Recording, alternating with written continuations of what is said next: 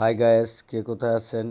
আজকে আমি নিয়ে আসছি বাংলা বর্ণমালার স।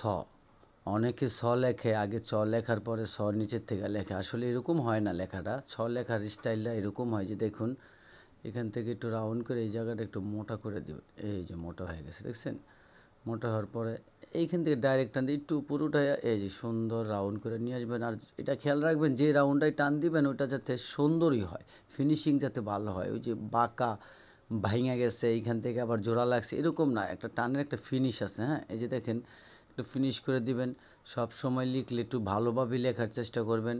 অনেক আর্টিস্ট আছে অনেক রকম লেখে। আমি যেটা লিখতেছি এটা হচ্ছে গিয়ে মডার্নিয়ান ফ্রন্ট, আগের ফ্রন্ট না। এখনও অনেক মুরব্বী আর্টিস্ট আছে আগের ফ্রন্টে লেখে। আসলে চলে, তাও মুরব্বির প্রতি সম্মান এবং ভালোবাসা রইল। আপনারা সব সময় এইভাবে লেখার চেষ্টা করবেন, বাস মিলিয়ে দেখবেন। ভালো লাগলে পাশে থাকা বেল বাটনটা অন করে দেবেন, সাবস্ক্রাইব করে দেবেন।